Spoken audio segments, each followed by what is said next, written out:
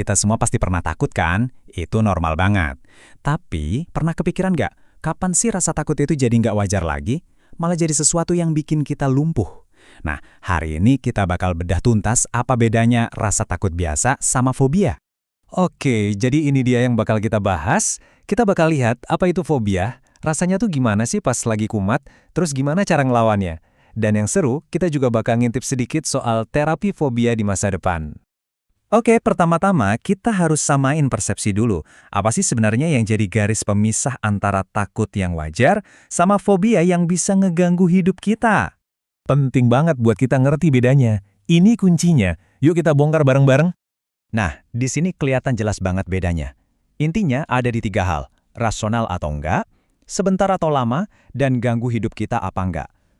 Takut yang normal itu kan respons cepat buat ngelindungi diri dari bahaya beneran. Tapi kalau fobia, itu rasa takut yang nggak masuk akal, jangka panjang, dan malah bikin aktivitas kita jadi berantakan. Terus gimana rasanya sih waktu fobia itu nyerang? Apa yang sebenarnya terjadi di badan dan pikiran kita? Yuk, kita coba pahami gimana rasanya serangan panik itu. Ini bukan cuma soal di kepala doang ya. Serangan panik itu, itu reaksi seluruh badan yang dahsyat banget. Rasanya bisa benar-benar menakutkan, seolah-olah kita tuh kehilangan kontrol sama sekali. Coba deh lihat daftar gejalanya. Jantung deg-degan kenceng, napas sesak, badan gemeteran. Ini bukan cuma perasaan doang, ini nyata. Ini respon fisik yang kuat banget yang bikin orang rasa benar-benar dalam bahaya. Padahal mungkin gak ada ancaman apa-apa di depan mata. Oke, jadi apa aja sih yang bisa bikin reaksi sehebat ini? Ternyata jenis fobia itu banyak banget macamnya. Nah, tabel ini ngebantu kita ngelihat gambaran besarnya.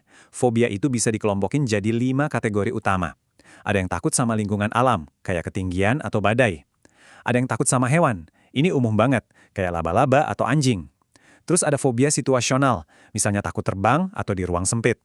Ada juga yang berhubungan sama medis, kayak takut disuntik atau lihat darah.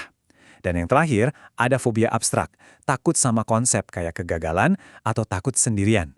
Luas banget kan cakupannya? Oke, kita udah paham masalahnya. Sekarang, bagian yang paling penting dan bikin semangat. Solusinya. Gimana caranya kita bisa ngambil alih kendali lagi dari fobia ini? Ini kedengarannya mungkin aneh ya, tapi kuncinya itu bukan ngehindarin apa yang kita takutin. Justru sebaliknya. Kuncinya adalah ngadepin rasa takut itu, tapi secara bertahap dan dalam situasi yang aman. Itu dia caranya buat naklukin si fobia. Prosesnya ini sering disebut terapi paparan. Dan cara kerjanya tuh kayak kita lagi ngebangun tangga keberanian. Tiap anak tangga yang kita naikin, itu ngebawa kita selangkah lebih dekat ke puncak. Dan pelan-pelan tapi pasti, rasa percaya diri kita jadi kebangun. Nah, ini contohnya biar lebih kebayang. Misalkan ada orang yang takut banget sama anjing. Tangganya bisa dimulai dari hal yang paling gampang, kayak cuma lihat gambar kartun anjing, terus naik level, nonton video anjing lucu, naik lagi, coba lihat anjing beneran dari seberang jalan. Sampai akhirnya, di puncaknya mungkin bisa memberanikan diri buat ngelus anjing kecil yang tenang. Setiap langkahnya itu dirancang biar nggak terlalu bikin kaget. Oke, tapi gimana kalau yang ngalamin fobia itu bukan kita, tapi orang terdekat kita? Nah, di sini kita bakal belajar gimana caranya jadi penolong yang baik pas mereka lagi panik. Yang paling penting yang bisa kita kasih itu adalah ketenangan kita. Serius, jangan remehin kekuatan suara yang menenangkan. Coba ajak dia ke tempat yang lebih sepi. Dan ingetin terus kalau dia aman dan perasaan ini bakal lewat kok. Ngebantu ngatur napasnya bareng-bareng juga ampuh banget. Dan yang nggak kalah penting, ini dia hal-hal yang jangan dilakukan. Jangan pernah bilang, tenang aja, atau gitu doang kok. Itu sama sekali nggak ngebantu. Jangan juga nanya, kok kamu lebih banget sih? Hindari marah atau nggak sabaran. Dan please, jangan banding-bandingin ketakutannya sama orang lain. Ada satu teknik yang efektif banget buat dilakuin saat itu juga. Namanya teknik grounding. Gampangnya, ini cara buat narik pikiran orang yang lagi panik itu kembali ke dunia nyata, fokus ke lingkungan sekitar mereka, biar nggak terus-terusan kejebak di dalam pikiran takutnya.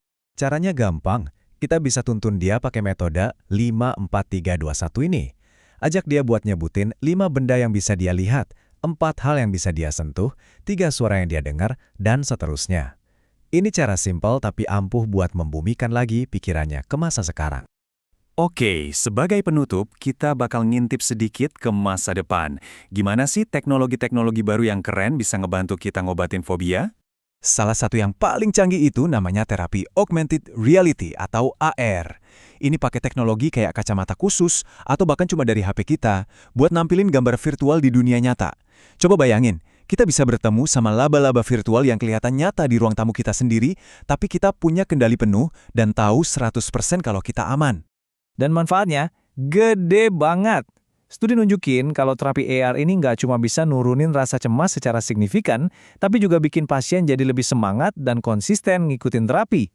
Ini cara yang nggak terlalu menakutkan buat ngadepin rasa takut, yang ujung-ujungnya bisa ningkatin rasa percaya diri dan kualitas hidup. Nah, ini jadi bahan renungan yang menarik buat kita semua. Seiring teknologi makin canggih, kemampuan kita buat memahami dan menyembuhkan pikiran kita juga ikut berkembang.